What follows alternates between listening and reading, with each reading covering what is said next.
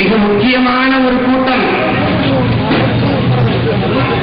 ஒரு எழுச்சி மிக்க தமிழினத்தின் முன்பு நின்று சீமான் பேசுகிறார். இதே மாதிரி ஆயிரக்கணக்கான பெருமக்கள் கூடியிருந்த ராமேஸ்வர பொதுக்கூட்டத்தில் நான் பேசியதற்கு கைது செய்யப்பட்டேன். என்ன பேசுகிறேன்னு எவனுக்கும் தெரியல, ஏன் கைது செஞ்சாலும் கைது செஞ்சவனுக்கும் தெரியல.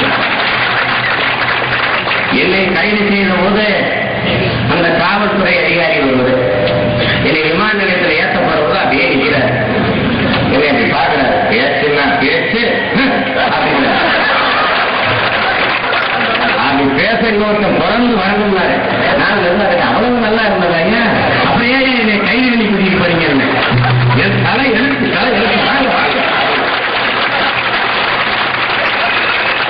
ராக்கி சட்டைக்குள்ளேயே நல்ல அப்பனுக்கு பிறந்த தமிழன் இருக்கத்தான் செய்யணும்.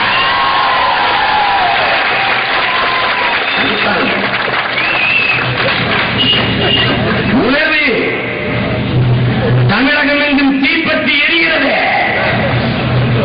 ஈழ விடுதலை நெருப்பு எவனாலும் அணைக்க முடியாமல் எரிந்து கொண்டிருக்கிறது. என் உறவுகள், என் தலைவன் இந்த நிகழ்ச்சியை பார்க்கிற போது பெருமை அடைவான். தன் தம்பியிடம் சொன்னது, என் அன்பு தம்பி, நம் விடுதலைக்காக தாயக தமிழகத்தில் 5000 பேரை ஒரு நேரத்தில் கூட்டி ஒன்று விரட்டி போராட இயலாதா என்று கேட்ட என் தலைவன், 6 கோடி தமிழ் மக்களும் உன் விடுதலை மற்றும் எழுந்து நிற்கிற காட்சி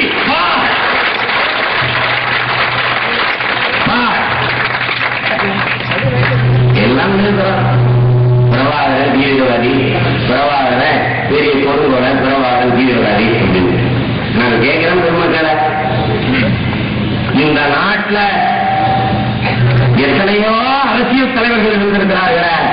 5 பிள்ளைகள், 6 பிள்ளைகள், 7 பிள்ளைகள், 8 பிள்ளைகள் பெற்றவர்கள் எல்லாம் இருக்கிறார்கள். பெருமைக்குரிய பெருமகள் இந்திரா காந்தி அம்மையார் கூட 2 மகன்கள் இருந்தார்கள். இந்த தேசத்தின் ஒரு தலைவரின் பிள்ளையானது இந்த தேசத்தின் பாதுகாப்பு பணியான ராணுவத்தில் பணியாற்ற நீங்கள் படித்தது உண்டா, கேட்டது உண்டா? என் தலைவன் தன் சொந்த மகனிடம் விட்ட கட்டளை என்ன தெரியுமா உறவுகளை?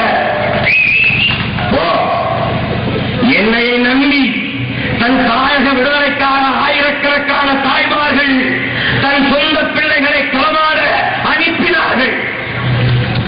அவர்கள் முன்னே, என் கண் முன்னே, என் அன்பு மகனே, நீ களமாடி சாவலைத்தான் நான் பெருமையாக நினைக்கிறேன் என்று அனுப்பிய தலைவன் உலக விடுதலை வரலாற்றிலேயே என் தலைவன் பிரபாகரன். எத்தனை பிள்ளை இருக்கோ அத்தனை பிள்ளைக்கு என்ன விலை கொடுக்கலாம் நினைக்கிற தேசம் என் தலைவனை குறைச்சல அருகதையற்றது. எது தீவிரவாதம்?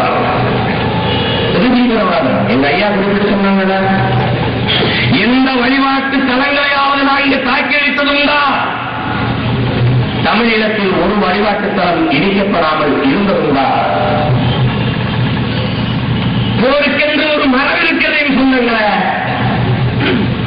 பள்ளிகளின் மீது, கல்லூரிகளின் மீது, நூலகத்தின் மீது, மருத்துவமனை மீது, கர்ப்பிணி பெண்கள் மீது, சிறு குழந்தைகள் மீது, வழிபாட்டு தலங்கள் மீது குண்டு வீசி அழிக்கக்கூடாது என்று ஒரு மரம் இருக்கிறது.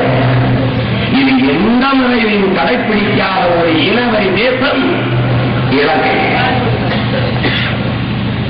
இது இந்தியாவிற்கு நன்றாக தெரியும், அகில உலகத்திற்கு மிக மிக நன்றாக தெரியும்.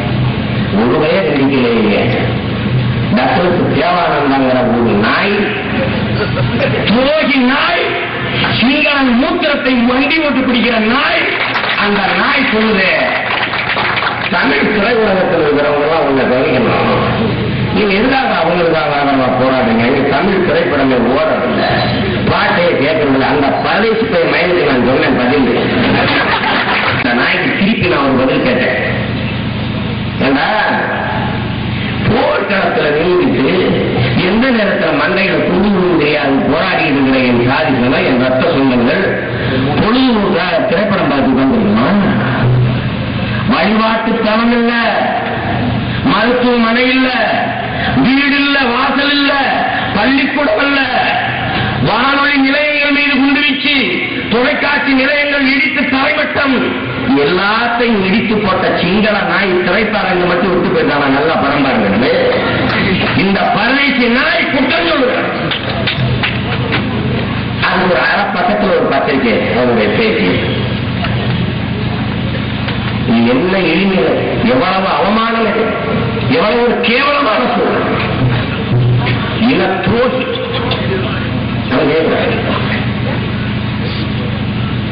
இந்த நாட்டில் எது எடுத்தாலும் விடுதலை புலிகளை பற்றி பேசினா குற்றம், விடுதலை புலிகளை பற்றி பேசினா தடை. நான் கேட்கிறேன், யாரை கேட்டு தடை செய்வீங்க? என்னை கேட்கிறாங்க, தடை செய்யப்பட்ட இயக்கத்தை பற்றி நீ பேசக்கூடாது. நான் பேச வேண்டும், தடையை நீக்கி. நான் பேசணும், நான் ஆதரித்து பேச வேண்டும், தடையை நீக்குங்கள். தடையை நீக்கி யாரை கேட்டு தடை செய்ய? என்னை கேட்டியா? யாத்தாப்பட கேட்டியா? நீங்க கூட்டிட்டு கேட்டியா? யாரை கேட்ட? யாரை கேட்டு தடை செஞ்ச? பிரபாகரன் தடை செய்யப்பட்ட இயக்கத்தின் தலைவன் என்னிடத்தில் கேட்டார்கள். உனக்கு எனக்கு என் சொந்த அண்ணன்,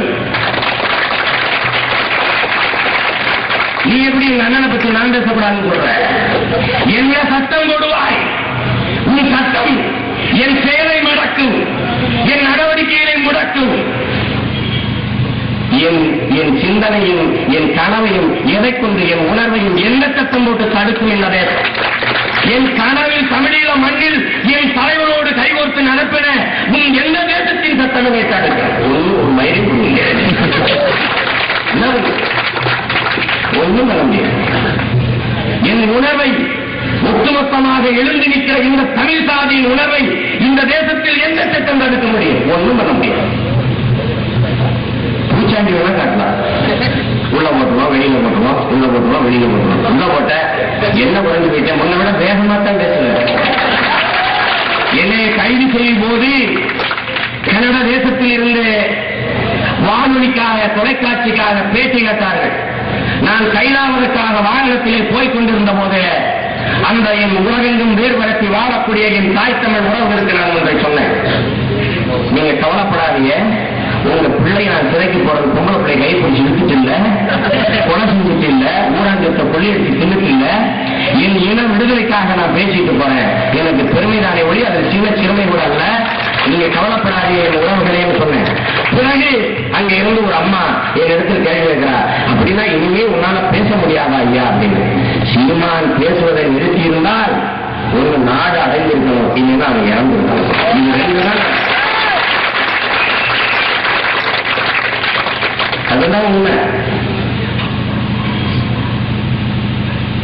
நிறைய கருத்துக்களை என்னுடைய அண்ணன் தோற்றூர் மணி அவர்களும் என்னுடைய ஐயா மணியரசன் அவர்களும் உங்களிடையே பகிர்ந்து கொண்டார். ஆனால் அவர்கள் பேசியது போல நான் பேச முடியாது, நான் பேச மாட்டேன். அவர்கள் பிரபாகரன் நேசிக்கிற தலைவர், நான் பிரபாகரனுடைய தம்பி. நான் என் தலைவன் சொன்னேன், பேசி பேசியே நம்ம நாசம் போயிட்டா ஒரு வழிதான் எனக்கு சரின்னு வருது. இல்ல இல்ல இல்ல, நீ பேசணும், நாடு அடைகிற வரை நம்ம பேசணும். பேச்சு ஒரு ராணுவம், நம் இனம் விடுதலை அடையும் வரை நாம் பேசியாக வேண்டும் என்று என் தலைவர் எனக்கு கட்டளையிட்டார். நான் வந்தவங்க நினைச்சேன், புழைக்க போன இடத்துல நாடு வைக்கிறீடான்னு சில மரம் மண்டைகளை என்ற கேள்வி அடிச்சு இளைஞர்கள் வழக்கம் தொடர்ந்தால் நம்ம பேசி ஆகும்போது கேட்டுதான் இந்த பேச்சு. நாங்க புழைக்க போன இடத்துல நாடு வைக்கிறோமா? எங்கள் இன விடுதலை குறித்து எங்கள் எதிரிகளுக்கு வழக்கம் சொல்றதை விட சொந்த ரத்த சுதந்திரம் சொல்லி